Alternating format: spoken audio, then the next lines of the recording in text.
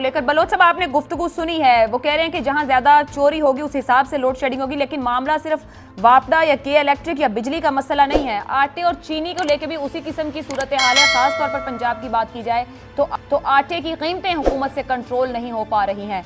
समझ रहे हैं कि सारा निज़ाम जिसको सीधा करने की कोशिश की जा रही है वो आप लोगों का दिया हुआ है, जिसको ये सीधा करना चाह रहे हैं, लेकिन जिस चीज़ को हाथ डालते हैं पूरे का पूरा इदारा गिरने की तरफ जाना शुरू कर देता है। जी शुक्रिया आयशा। मैंने बड़े गौर से नौमान साहब की बातें सुनी हैं और सूरत हाल इस वक्त हमारे मुल्क में ये है कि कोई भी इदारा जो है वो इस वक्त प्रॉपरली इस वजह से काम नहीं कर रहा कि इसमें इनकी जो गवर्नमेंट है उसकी नेगलिजेंस इन्वॉल्व है, इनकी करप्शन इन्वॉल्व है। और इस वक्त सूरत हाल ये है कि ये तो एक आप ये वही महकमा है मतलब है कि जिसको आप ओवरऑल वापडा कहते हैं, जिसमें 11,000 मेगावाट बिजली मेन ग्रिड में मियां नवाज शरीफ साहब के टाइम में नून लीग की गवर्नमेंट ने शामिल की। अब जबकि मुल्क में वाफर बिजली है तो आप देख लें कि अब भी कराची में और मुल्क के दीगर इलाकों से आवाज़ें आती हैं कि और अवाम बेचारे गलियों में निकलते हैं, छोटे छोटे बच्चे बिलखते हैं, लेकिन उनको एहसास नहीं है। अगर सिर्फ वापडा का मसला होता और के इलेक्ट्रिक का मसला होता तो ये बताएं कि चीनी जब मुल्क में वाफर है तो वो 52 रुपए से लेके 95 रुपए तक 90 तक कैसे पहुंची।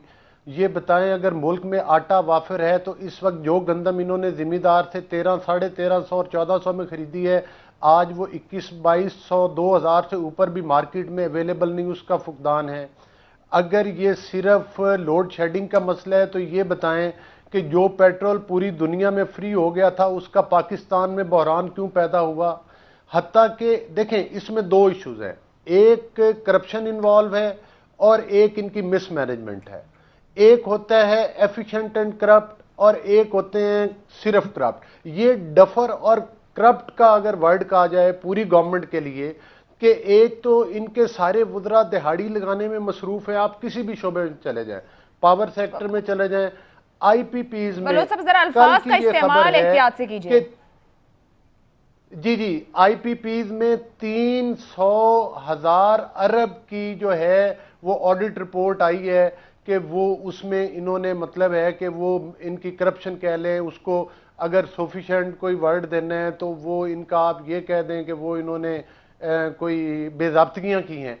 लेकिन बात यह है कि हर महकमा इस करप्शन का, इस बदहाली का शिकार क्यों है। अब इनको टाइम मिला है तो ये अपने एक मैनिफेस्टो के साथ आए थे। आज मुझे बताएं कि इन्होंने कितने लोगों को रोजगार दिया है। ये सवाल तो हम इनसे करते हैं, इन्होंने अपनी कौन सी पॉलिसी ऐसे वादे की है। ये तो कहते थे कि हम इतने लाख घर बना देंगे, इन्होंने तो लोगों को बेघर कर दिया है। लोगों को ये कहते थे पॉवर्टी लाइन से ऊपर लेकर जाएंगे, आज ये पॉवर्टी लाइन से नीचे। अगर इनसे हुकूमत नहीं चलती थी और यही इनका तरीकाकार था तो फिर इन्होंने हुकूमत जो है वो सिलेक्टेड गवर्नमेंट के जरिए आके हुकूमत संभाली क्यों। यही तो हम कहते हैं कि जब आप वोट चोरी करके आएंगे, जब आप गलत लोगों, सिलेक्टेड लोगों के जरिए मुल्क को चलाएंगे, जो पाकिस्तान के नेशनल नहीं है उनको आप एडवाइजर बना के, मिनिस्टर बना के पोर्टफोलियोज देंगे तो वो फिर एक माफिया की शक्ल इख्तियार कर जाएंगे। फिर वो बदनज़मी की और नेग्लिजेंस इदारों में होगी, फिर करप्शन इदारों में फैलेगी, इदारों का भट्ठा बैठेगा।